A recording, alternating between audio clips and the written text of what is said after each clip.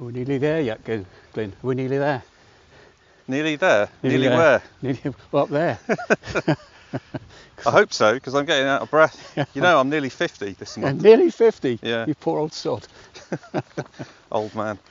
I was going to say I'm near 70, but I'm not yet. But, I'm the wrong side of 60. Yeah. Yeah, this is... Oh, we're getting too old for this now. This is hurting. But, we're not going to tell people where we are we? No, we don't want to spoil the surprise just yet. Right. But let's just say it's quite steep. Yeah.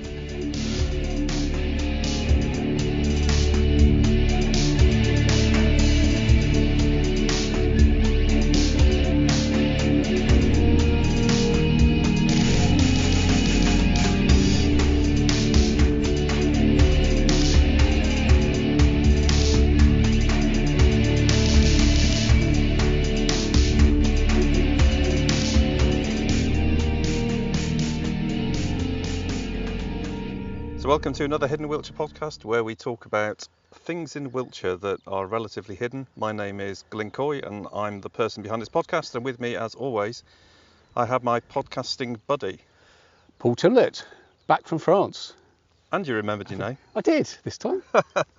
No prompts. Yeah, this is slightly unusual. We're taking advantage of the time of year and actually recording this outside. So if you hear ambient sounds of birdsong and aeroplanes and countryside, it's not my fancy editing that's putting it in. We are actually outside, and it's let's say howling gale. It's quite windy where we are. We're still not going to tell you where we are. No, you have to wait for that. But it's a bit breezy up here, so hopefully the mics don't pick up too much of that. Yeah, well, we are at the top of a hill. Yes. Oh, you've given a game away.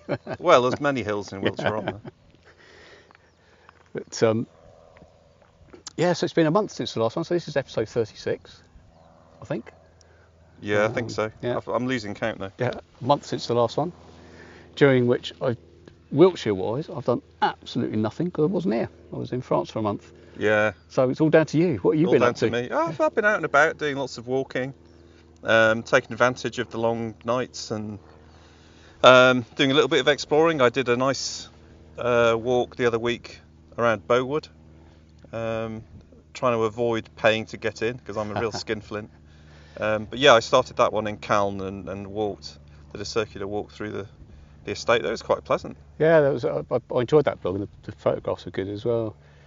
People were saying that it was a shame about you had to walk on the A4, didn't you, for a stretch? Yeah, that was really annoying because I couldn't find another way back that was legal. Maybe I think there is a way I could do it. I could extend it to the old railway line. It would add an extra couple of miles to the walk. But yeah, anything to avoid that. That A4, it was nuts. Oh, it's a horrible road, isn't it? Speeding, loads of bad traffic going down that hill. I think it was to Black Dog Hill. Really bad. But somebody said on the Facebook group that he thought there was a way round and some footpaths. So probably more scrutiny of the OS map and see if we can piece something together. But it's a bit like Bowood Estate. It's a bit like any of these other estates. Font Hill's the same. It feels a bit manicured. Yeah. It's very well looked after. The signage is fantastic around the rights of way. Yeah, it's a nice place. I mean, you can walk around the grounds via the rights of way. Yeah. So it is worth trying to do that to get a glimpse of it. You can of course pay to go in, but it's not cheap. No. Well, it's a big old house, isn't it? It takes a lot of maintaining. Yeah. But they open up. The other thing I've been doing lately, they open up what they call a woodland walk around this time of year for the rhododendrons and bluebells. Yeah. I think it's closing this week, but I've been there a few times. I think it's about £7 to get in. And is that part of the open gardens thing? I don't know. I don't think so. Because we'll talk about it in a minute, but we did the walk at Font Hill the other day, didn't we? And somebody said then that the Font Hill Abbey, the old abbey, where Beckford built his tower, that they'd had an open garden thing in May, which I managed to miss as well. Well, these open garden things are interesting because I drove through Steeple Ashton last weekend to get to Picket Hill for a walk. And Steeple Ashton, literally, it was rammed. I've never seen anything like it. There was just cars parked the whole length of the roads going in and out. It was absolutely rammed, and it was open gardens. Those gardens. Yeah. And that's where the villagers generally open all their gardens up, don't they? Yeah. Yeah, we do that in Shrewton as well. Yeah. Not quite sure when it is. I'm not sure they'd do that in Trowbridge. My garden's not too much to look at. No, nor mine. It'd take you about 30 seconds to walk around it. But, yeah, so your blog, the Bowood one, what I didn't realise was that part of the Wilts Berks Canal is up there as well. Goes right through Calne. Yeah. So I knew there were other branches of it, but that, from your photographs, that looks to be in pretty good order. Yeah, there's That's a been section, restored, isn't it? There's a section that's still got water in as you walk down, but then you get to the end and it sort of peters out, and they filled it in and put like what looks like a fake barge on the top there. It looks realistic, but when you get up close, it's not actually in water. So yeah. But as we talked about with the Laycock walk, so we walked past the Wilts Berks Canal there, which has been beautifully restored, but quite relatively short stretch, maybe a couple of miles. But their plans are huge. They're going to restore the whole thing. Yeah. And it was only afterwards I realised how much of it there was. That's a massive job. Yeah. And they're going to need a lot of money. Yeah. Other walks. Whilst I was away, Elaine Perkins did a nice walk. We called it the I think a short walk in the Vale of Wardour, but it was around Teffont Magna and Teffont Evias, or Evias, how you pronounce it. So that was that'll be a nice walk, a short walk, because a lot of the walks we tend to post tend to be long, on the longer side, don't they? But that was, I don't know, 4 or 5 miles, and very easy. So pretty much anybody could do that, who's got a reasonable level of mobility and fitness. But beautiful part of the world, and of course that's where we were just up the road the other day, weren't we? For the museum walk. Yeah, it's the first one of the year. Yeah. Around the Fonthill Estate in the evening. Very pleasant.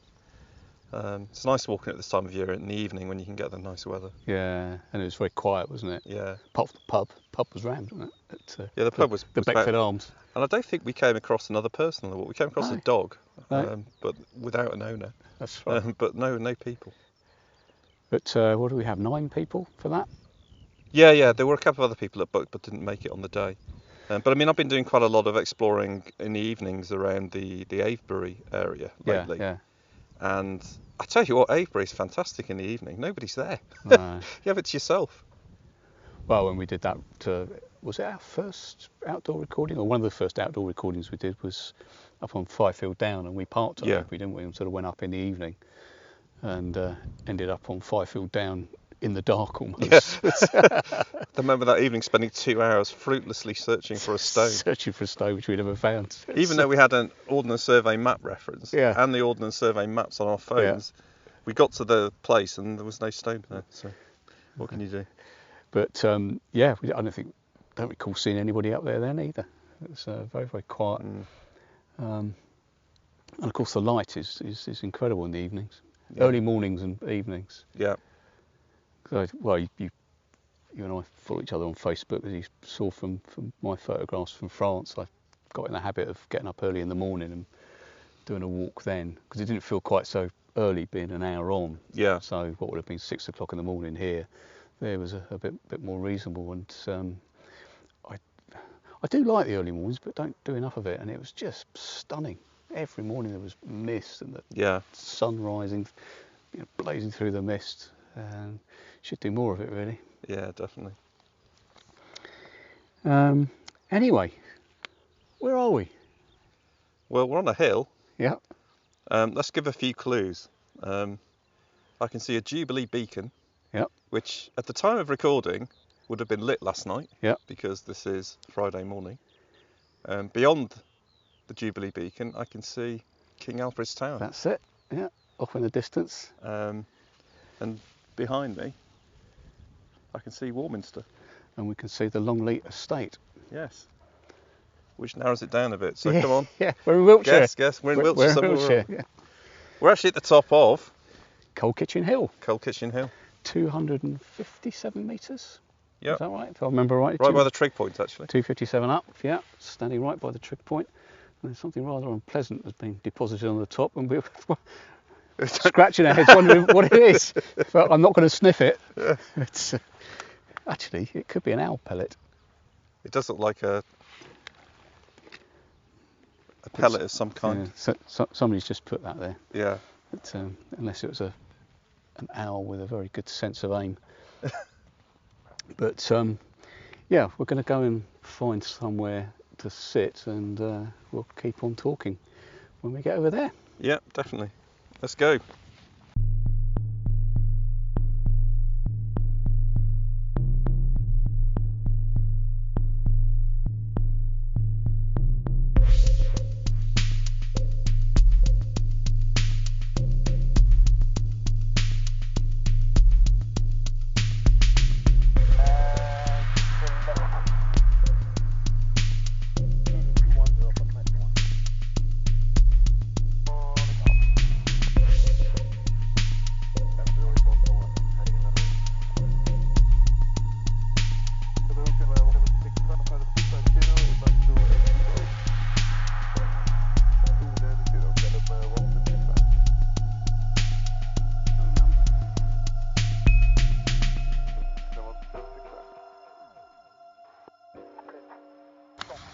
So I guess one of the hazards of trying to do an outside recording is finding somewhere to actually position yourself without looking like an idiot.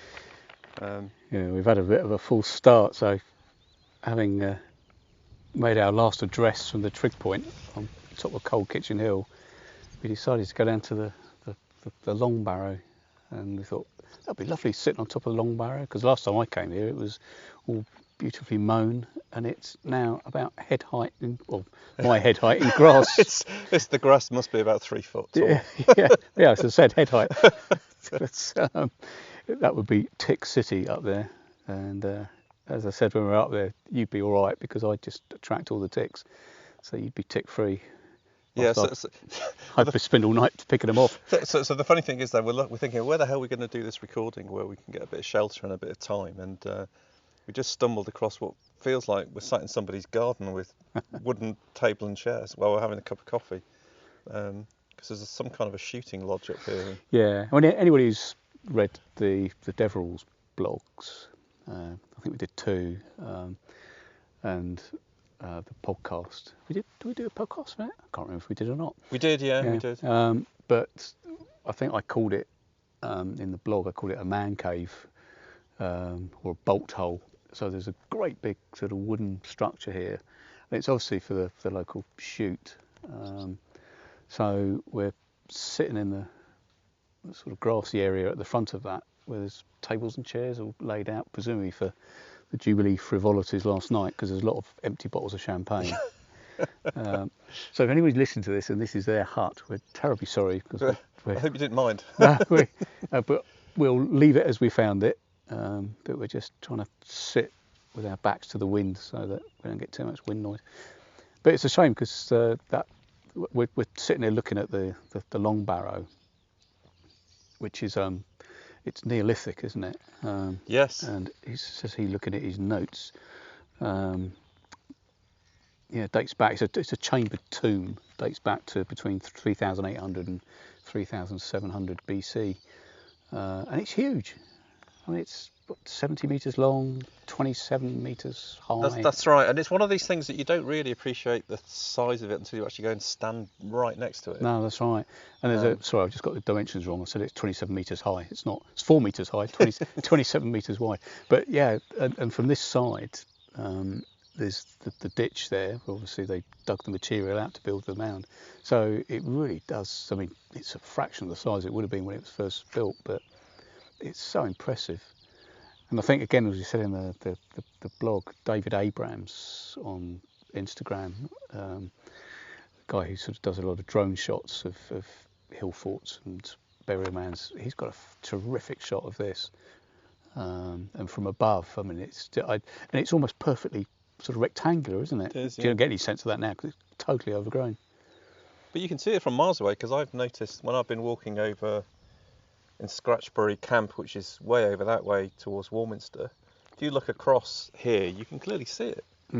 It's visible from miles around. And of course, when it was, newly built and standing proud in the landscape, it would have been a pretty impressive sight. And as we were saying up at as we were walking down from the trig point towards the burial mound, you couldn't see it at all. No.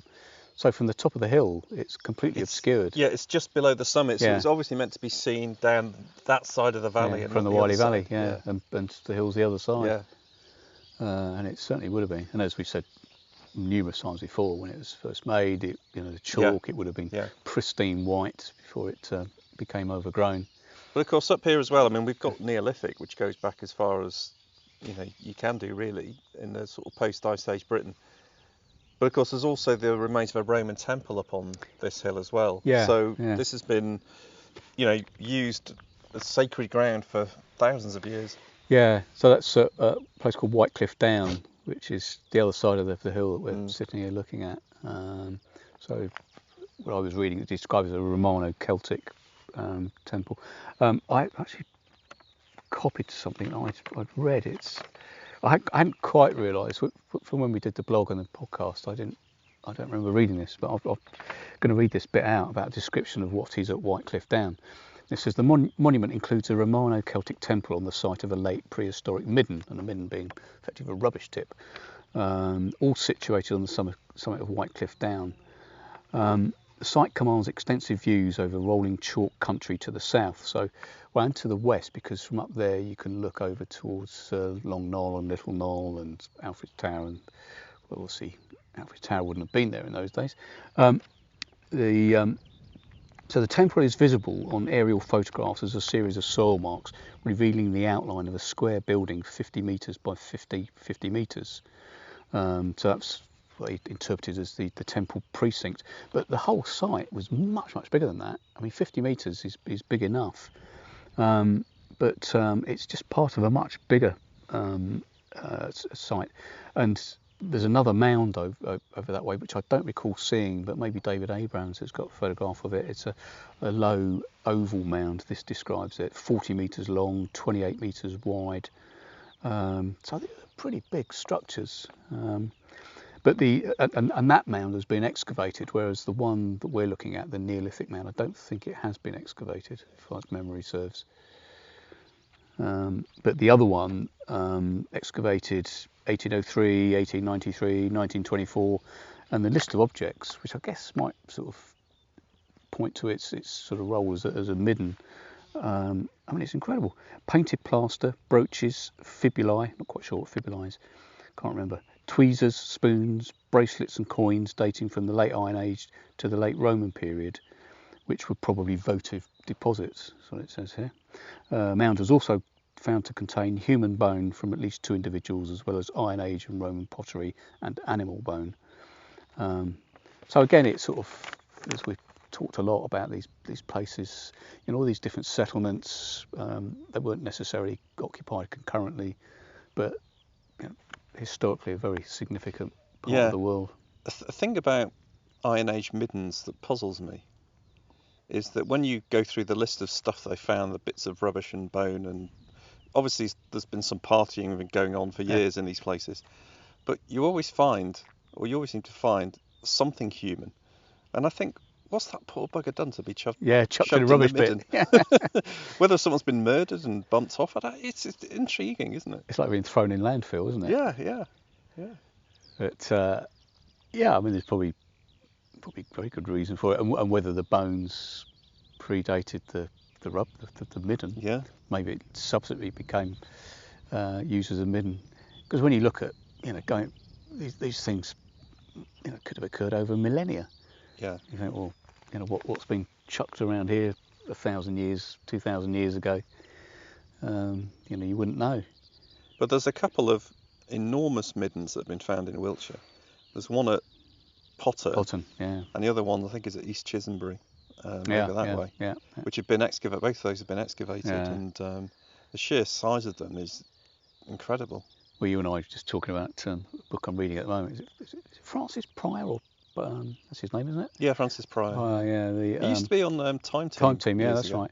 So it's Scenes From Prehistoric Life, where he tries to sort of bring these different places alive. But it's a common theme in that book, sort of middens that have been found across the country. Real rich source of information. But we haven't come up here to talk about the Deverells and this area? Well, no, because we've done that to death, haven't we? We've already done that. I checked back, and right at the beginning we did 2 on the Deverells. Yeah. And actually the listening figures for those are really high. So it's Oh, obviously we've done these to death. But it is nice to actually sit here amongst it. Yeah. And I mean, I can't begin to describe how pleasant the views are around here. 360 degrees. Well, apart from the big lump in front of us, but well, yeah, apart from the hunting lodge and the hill there. But yeah, I mean, the trig point is the place to be, isn't it? Which is just, I don't know, half a mile away from where we're sitting now. But yeah, the views as ever up here are just incredible. It's a shame. Well, the weather could have been better. It's a bit grey now, and we're hoping that the rain will hold off. A little bit of blue coming through. I think it might brighten up this afternoon. I think it's forecast to rain this evening. But anyway, what have we come here to talk about? Well, funnily enough, we've come here to talk about Groverley Wood. Yeah. So the question I'm asking now is, why don't we go to Groverley Wood then? I just fancy coming here. Yeah. You can probably see it from here. You probably could actually, yeah. In fact, is that, I'm pointing so people can't see this, but is that Great Ridge over there? See the forest stuff on Yes, it must be. So Groverley Wood is probably slightly hidden beyond the hills. Yes. Between here and the A303. Yeah. We can hear voices. I don't know if we're about to get caught by the owners of this place, or it's just walkers. Yeah. But I suppose we can keep going until we get thrown off. But originally we planned to talk about the walk that Stu and I did. I don't know, 7 or 8 weeks ago to Groverley Wood, which did generate a lot of comment and interest because of who we met up there. But and a lot of Groverley Wood is, everybody knows it, and it's hardly hidden.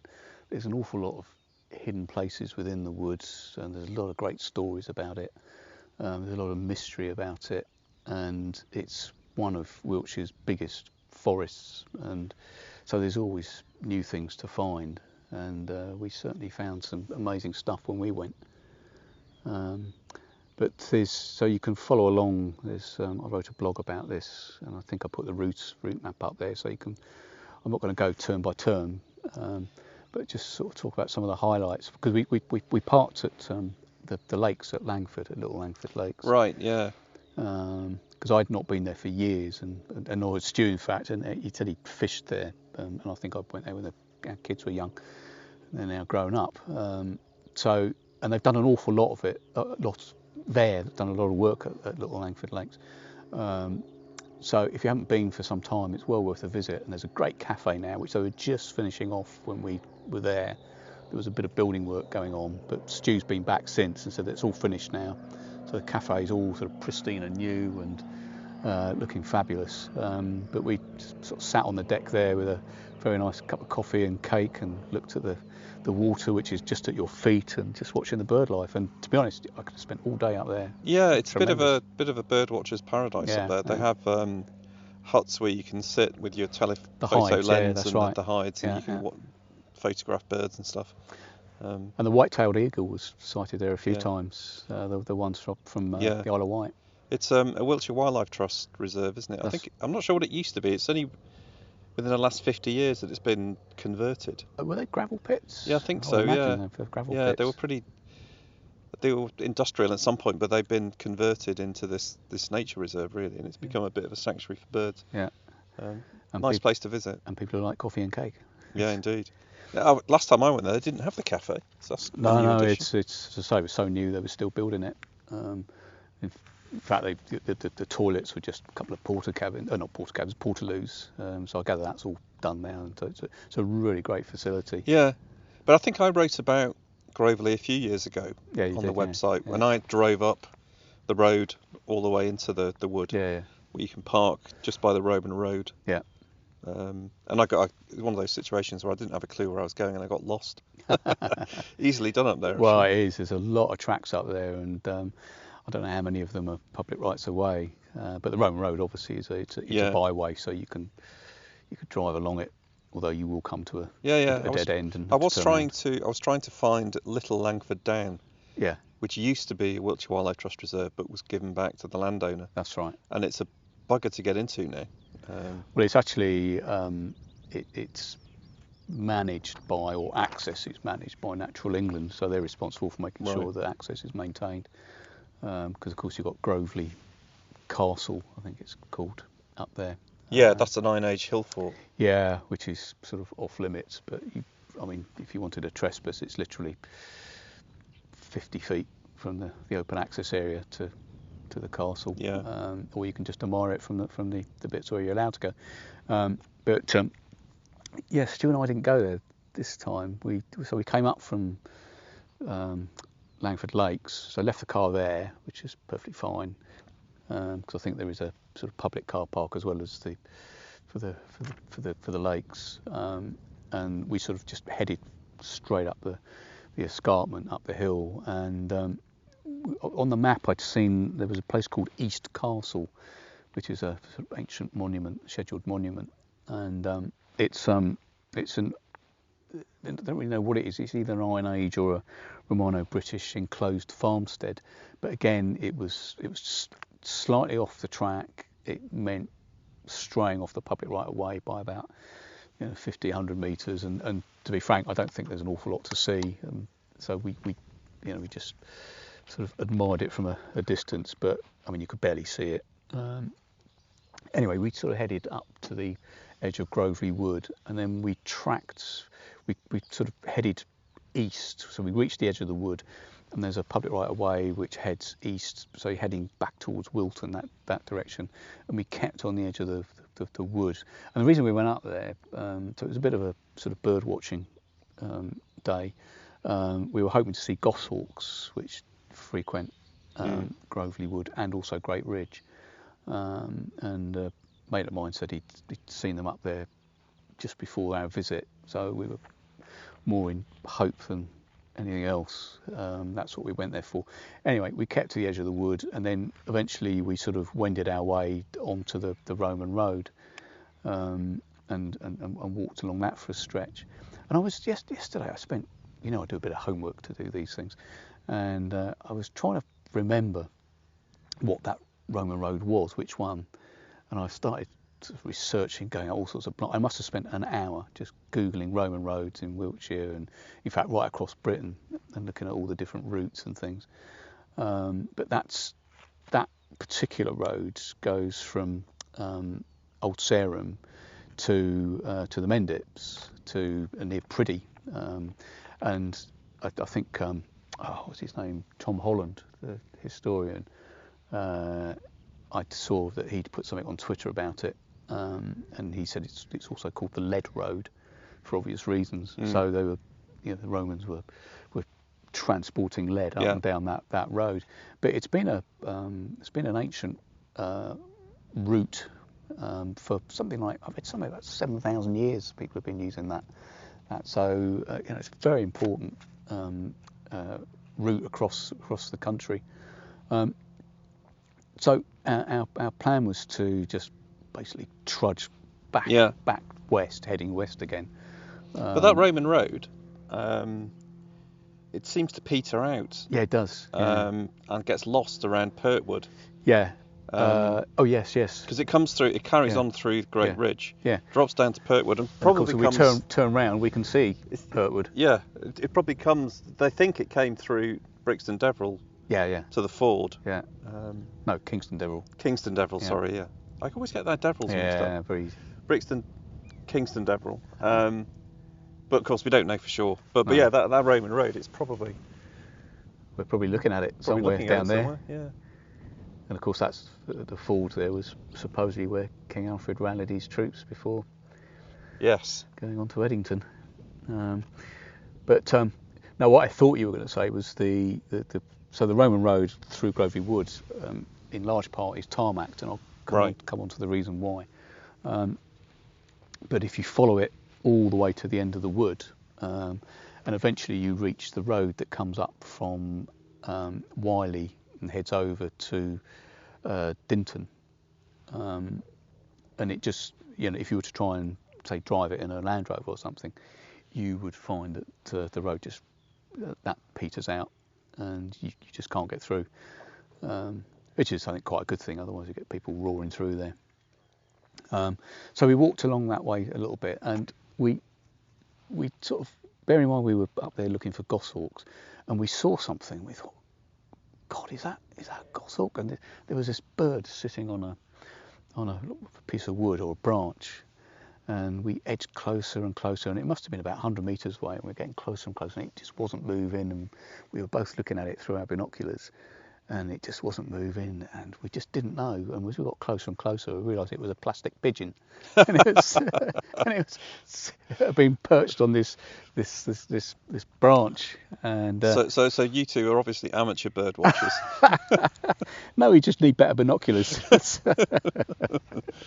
But, look at that one, Paul. Yeah. Oh. But is that a goshawk? Thankfully, nobody saw us make complete idiots of ourselves.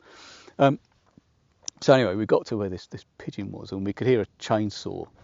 And if you look at the blog on the website, you'll see some photographs. And there's this kind of, it reminds me a little bit of where we're sitting now at somebody's table and chairs in this, what looks like somebody's back garden. There was a table and a bench sat up, and in like a little, almost like a pergola. So we thought, well, can we? It was coffee time, so we thought, should we sit down here and have a coffee? And we could hear this chainsaw off, so we thought, oh, bugger it. So we made ourselves comfortable and drinking our coffee, and then the chainsaw stopped, and this guy sort of appears from the forest. I'm just trying to picture the scene. You're in the middle of nowhere, pretty much, in a peculiar enclosure where there's all sorts of strange carvings, and a man appears from the wood with a chainsaw and a banjo. I've seen that movie. Yeah, and it didn't end well, did it? No, it didn't. But this guy sort of came over and said, oh, "Is it all right if we sit here and have our coffee?" And he said, "Yeah, that's what it's for." He said, "I made all this." He said, "That's why I made it, so people can sit there." And cut a long story short, this guy introduced himself as Jerry Faithful, and what a top bloke. I mean, we sat and talked to him for I don't know how long. Time just sort of scampered by, and really, really interesting bloke. And again, if you look on the website, he let me take his picture. And Jerry was actually born in Groveley Wood, and he was born in a little cottage up there. And Jerry, I don't know, I'm terrible at guessing people's ages. I would say he was older than me. I mean, maybe he's 70, or maybe he's just not warm very well and he's 35, but he looked older rather than younger. So I'm trying to get a feel for when he would have been born up in Groveley Wood. And his family rented the cottage from the estate that owns it, the Wilton Estate, I think. And at some point in the past, it was bulldozed. So he said, my childhood home is now in a pit. And he sort of pointed to, so it's in a pit over there.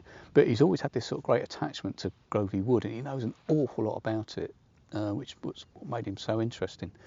And basically, he works up there, and he, with his chainsaw, he makes incredible sort of statues and carvings. And when I asked if I could take his photograph, he was a bit hesitant, and he said, "Well, what are you gonna do with it?" So I explained about Hidden Wiltshire, and eventually he sort of said, "Well," he said, "Yeah, that's all right." I said, what's your concern?" And he said, "Well, during lockdown, he said there was loads of people coming up here.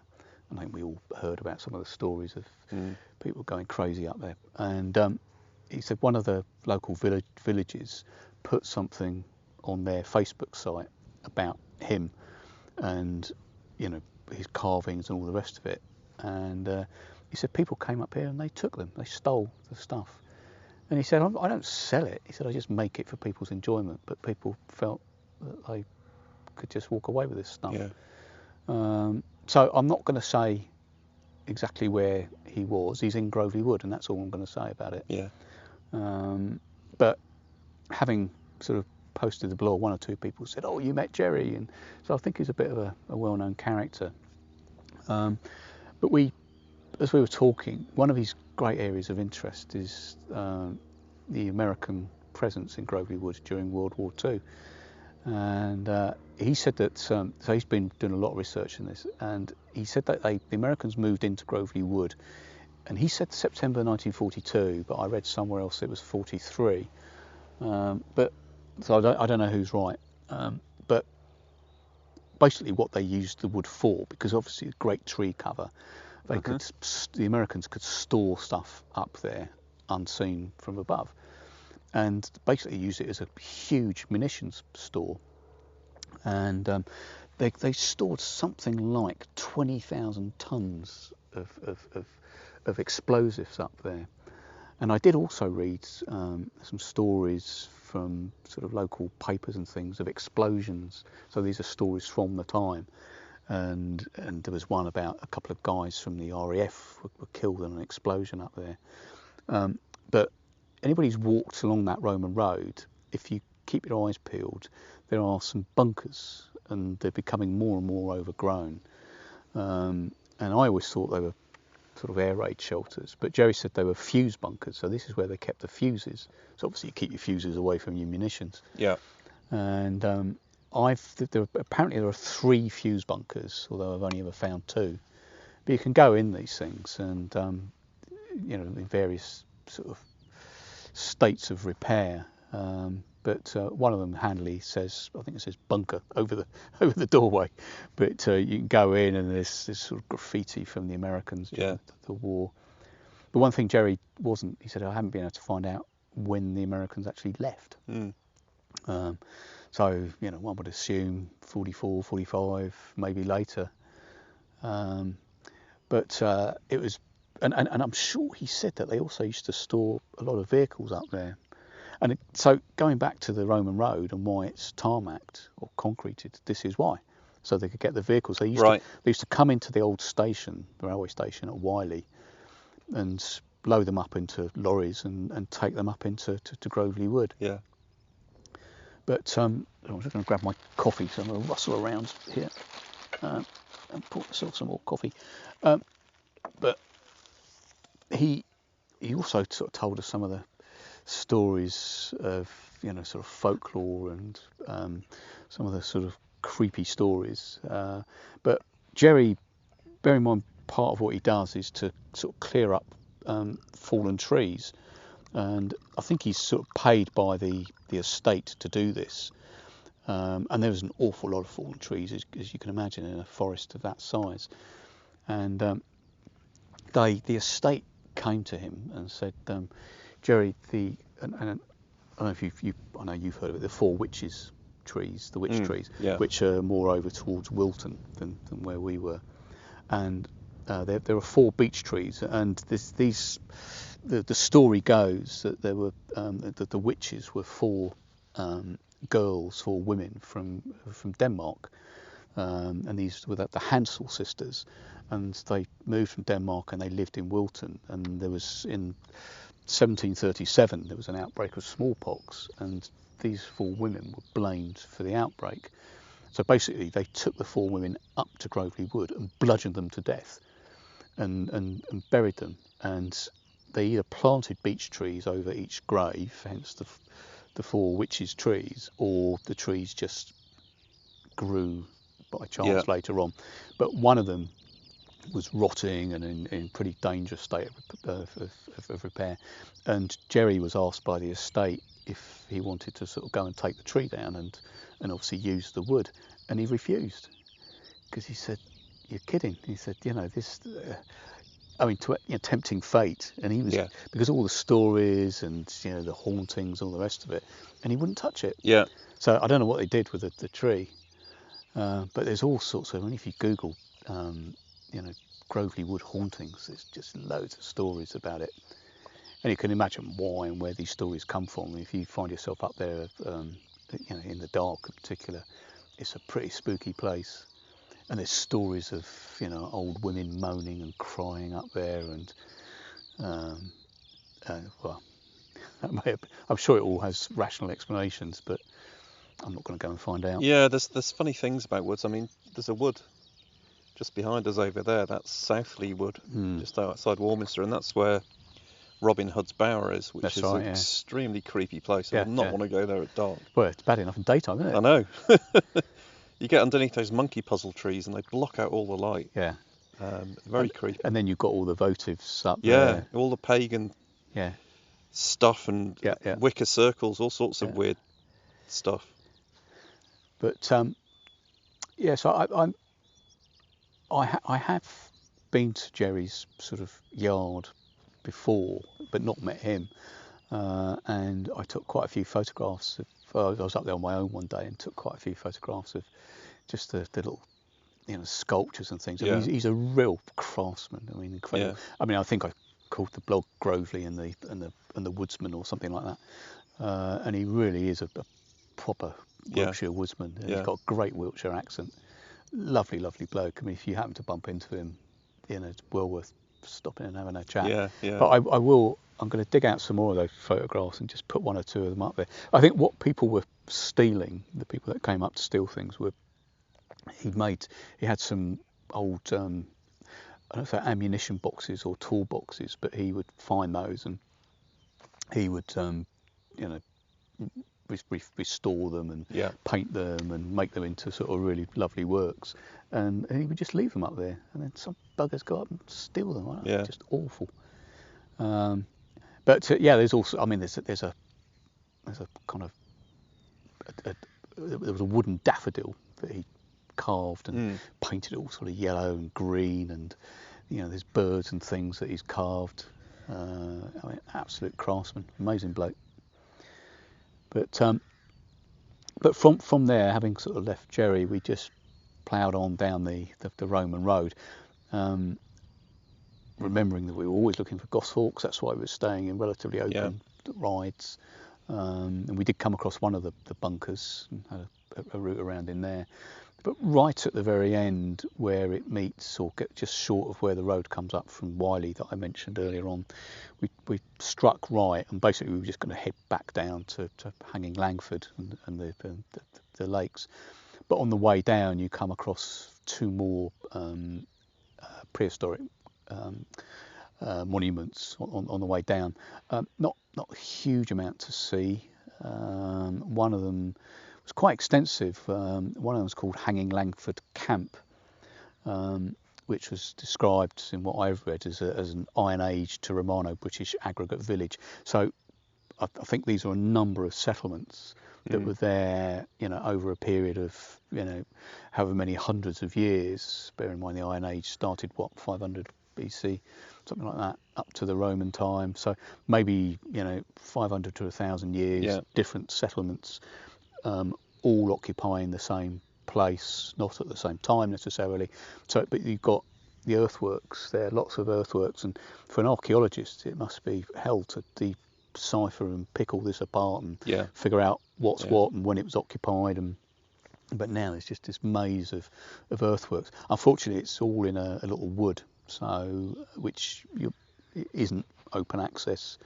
But you can stand right by the fence and look into it. And I took some photographs, which are rubbish. There's just all you can see is a slight hump in the wood. So nothing great to see there. But directly, sort of, if you're looking into this wood behind you and down the slopes, you're looking at another prehistoric monument. It's called Church End Ring, which is described as a banjo enclosure. Again, I'd never heard of a banjo enclosure, and Stu was saying it's something that's to describe. You can only see crop marks, I think, certain times. So again, can't see anything on the ground. So we went up to the edge of this wood where where Church End Ring supposedly is, but it's at the top of a bottom, a dry valley that comes up from Hanging Langford. So you can almost kind of see why it was there and where it sits in the landscape. But again, it's back to that, where did they get their water from up there? Yeah. So they must have sunk wells down to the groundwater. Such a tension for them back then, because there was a tendency to build these hill forts and enclosures on higher ground, presumably for protection in some way. But then you've got that battle always of getting access to water as well. So there's a big tension between safety and But of course, the defensive aspect of these things only really develops during the Iron Age. Yeah. From sort of Neolithic and Bronze Age times, these were, ceremonial places. Yeah. Which is why they're causeways. They've got opening. They've got gates where you can stroll in and out. Obviously, that's no good if it's defensive. You don't want the enemy strolling in and out. So the defensive aspect was sort of Iron Age. So, I mean, I went up to, as you know, to Uffington Whitehorse a while ago. I know it's Oxfordshire or wherever it is. And a huge hill fort. Well, not a hill fort, a huge enclosure up there. With a causeway and the openings, and people think, well, it was they went up there for defensive purposes, but they didn't. People went up there to have meetings and ceremonies. And, yeah. So as I say, the defensive bit came a lot later, when, of course, perhaps the world was a bit more dangerous and hostile, and perhaps as people got wind of the Romans coming. Although in that book I was referring to earlier on, he sort of poo-poos that idea and says that actually, people, certainly the highest status Britons probably welcomed the Romans, because this was new and interesting ideas. And I've also heard that by the time the Romans came, the hill forts were pretty much out of use. As defensive structures. Yeah. So, it's interesting. I mean, I'd love to know. Obviously, we'd all love to know the true history of the British Isles back in those days, but it's not written down, so we can only guess. Well, the book, I'll stick a link to it in the show notes, but it's well worth a read. And basically, he goes to a lot of these ancient monuments, and rather than talk, he's an archaeologist, but rather than talk about the archaeology, which he does in part, he just wants to try and get into the minds of the people that live there. It's a very human book. It's talking yeah. about the humans behind all this stuff that they found, and it's fascinating. It really is. And just to keep dispelling the myth that even back to Mesolithic, 10,000 years ago, these were very intelligent people, very, very accomplished people, great craftsmen. And even to Neolithic times, when they were just starting to cut trees down, and not all the trees, but they cut some tree down to start farming. Some of the structures that they built were, people today look at it, how on earth did they build that? Yeah. Even today with power tools, we're really not sure how they did that. Yeah. And it's quite clear as well that there was, people talk about Roman roads, but a lot of the Roman roads, they were built on top of existing Celtic trackways. There was quite a sophisticated road structure in the UK for transport.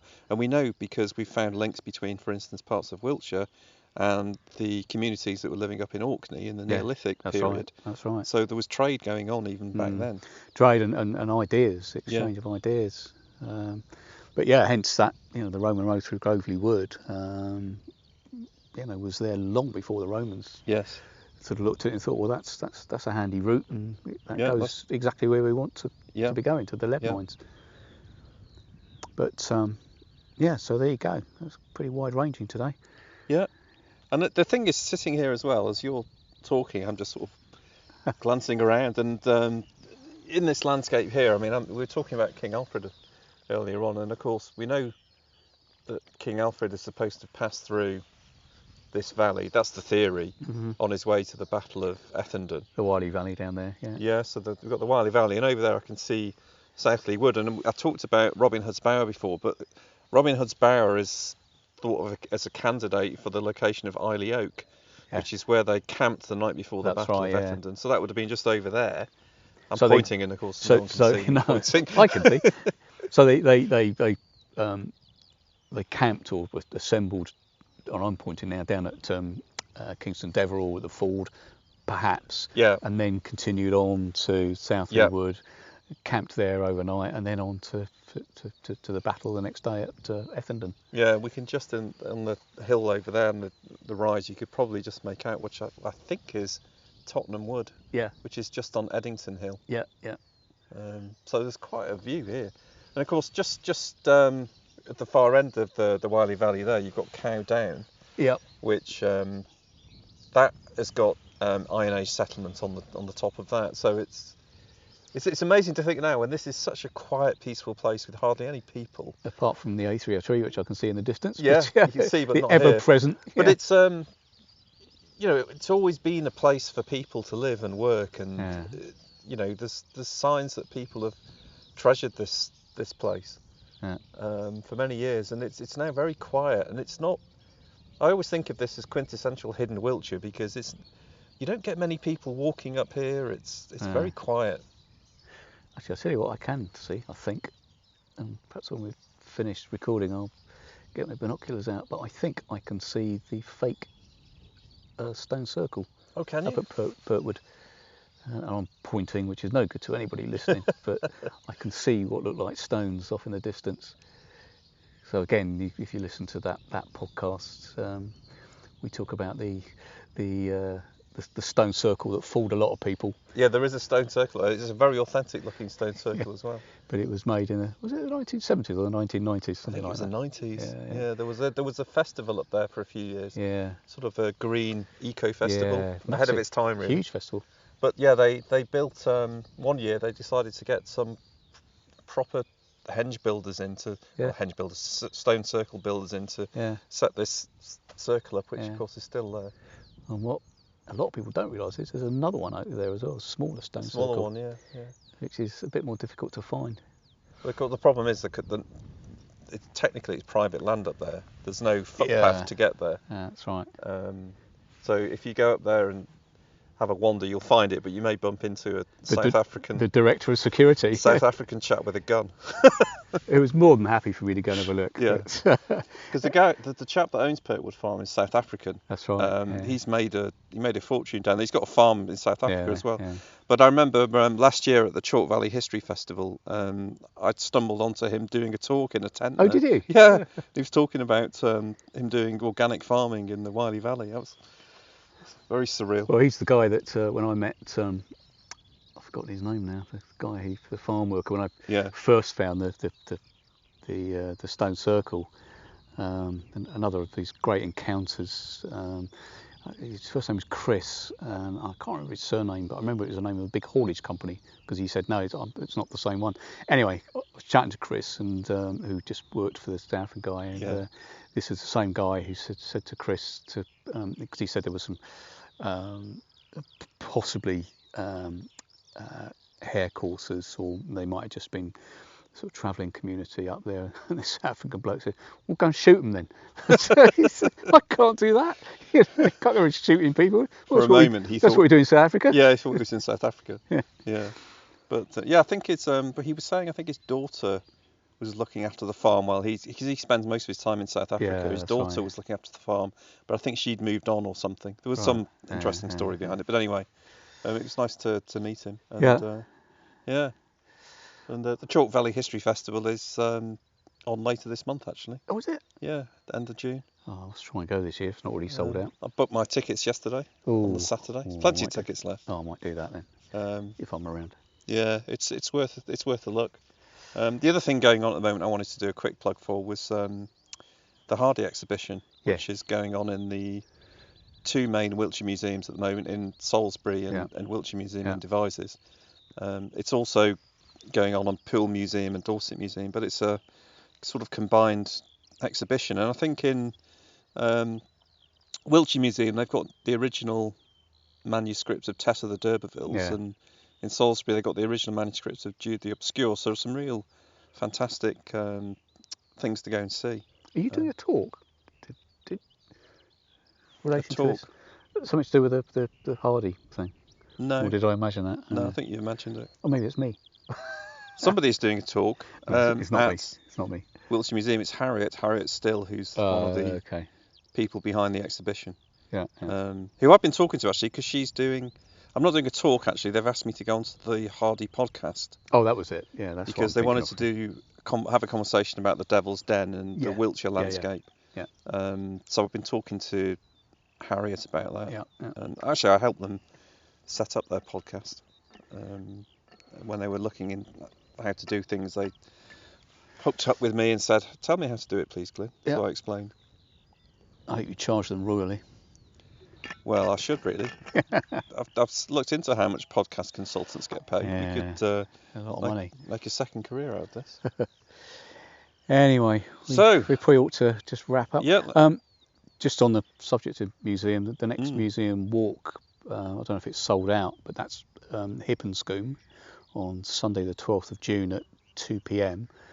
Yep, there's still tickets for that available. Oh, is there? Yeah. And I think we're going to meet at Scott's Paw, aren't we? Scott's Paw, yeah. If you look on the map for that, and I'm sure there's a grid reference or something on the Wiltshire Museum. Yes, there website. was a chap from the US who messaged me about that because he's over in the UK at the moment. All right. And he's hoping to join us. Oh, terrific.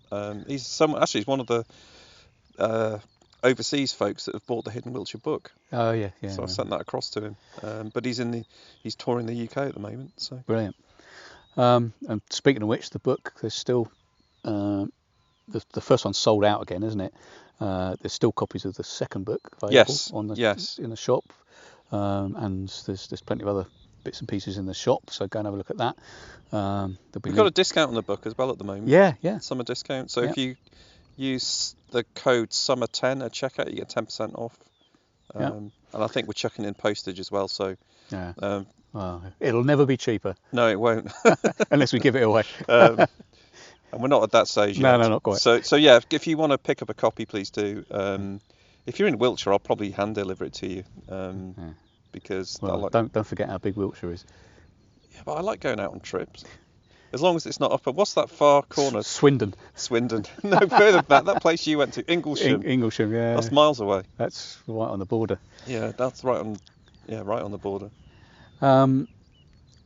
Next episode is, by my reckoning, Sunday the 3rd of July. That will come out. Yes. And we can't finish without saying thank you to Steve Dixon, of course, for the music, the Holloway at the beginning and the end, as usual. And the middle bit, I thought we used it once before, says he looking at his notes, eyes looking east.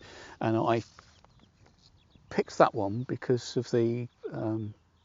again, for people who heard the Furs Knoll podcast where we used that, Steve wrote that piece of music about, really for the First World War, because it was a listening post for the Zeppelins. So that sort of, military sort of connection, Groveley Wood, Second World War. Got it. Looking east. It's a tenuous link, I know, but that's why I thought that one. So there you go. Excellent. So we'll be back in a month's time for more fantastic stuff about Hidden Wiltshire. So until then, bye for now. Bye.